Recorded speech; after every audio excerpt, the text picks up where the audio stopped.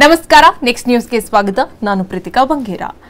ದರ್ಶನ್ ಕೊಲೆ ಆರೋಪದಲ್ಲಿ ಅರೆಸ್ಟ್ ಆಗಿದ್ದು A2 ಆರೋಪಿಯಾಗಿರುವ ಈ ನಟನಿಗೆ ಮತ್ತೊಮ್ಮೆ ದೊಡ್ಡ ಆಘಾತ ಸಿಕ್ಕಿದೆ ಅದು ಏನೆಂದ್ರೆ ಇಂದಿಗೆ ಪೊಲೀಸ್ ಕಸ್ಟಡಿ ಅಂತ್ಯವಾದ ಹಿನ್ನೆಲೆಯಲ್ಲಿ ನ್ಯಾಯಾಲಯದ ಎದುರು ಪೊಲೀಸರು ಆರೋಪಿ ದರ್ಶನ್ ಅಂಡ್ ಗ್ಯಾಂಗ್ ಅನ್ನ ಹಾಜರುಪಡಿಸಿದ್ರು ಹೀಗಿದ್ದಾಗ ಮತ್ತಷ್ಟು ದಿನಗಳ ಕಾಲ ಕಸ್ಟಡಿಗೆ ಬೇಕು ಎಂದಿದ್ರು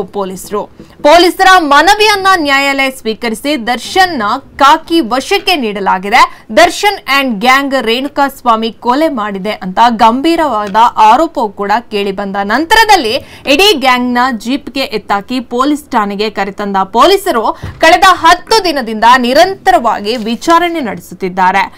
ದರ್ಶನ್ ನೇರವಾಗಿ ರೇಣುಕಾಸ್ವಾಮಿಯ ಕೊಲೆಯಲ್ಲಿ ಭಾಗಿಯಾಗಿದ್ದಾರೆ ಎಂಬ ಆರೋಪಗಳ ನಡುವೆ ಈಗಾಗಲೇ 2 ಬಾರಿ ದರ್ಶನ್ ಅಂಡ್ ಗ್ಯಾಂಗ್ನ ವಶಕ್ಕೆ ಪಡೆದಿದ್ದ ಪೊಲೀಸರು ವಿಚಾರಣೆ ನಡೆಸಿದ್ದಾರೆ ಇದೀಗ ಮತ್ತೊಮ್ಮೆ ದರ್ಶನ್ ಮತ್ತು ಸಹಚರರ ವಶಕ್ಕೆ ಪಡೆದು ವಿಚಾರಣೆ ನಡೆಸಲು ಮುಂದಾಗಿದ್ದಾರೆ ಕೋರ್ಟ್ ಕೂಡ ಪೊಲೀಸರ ಮನವಿ ಪುರಸ್ಕರಿಸಿ ದರ್ಶನ್ ಮತ್ತು ಗ್ಯಾಂಗ್ನ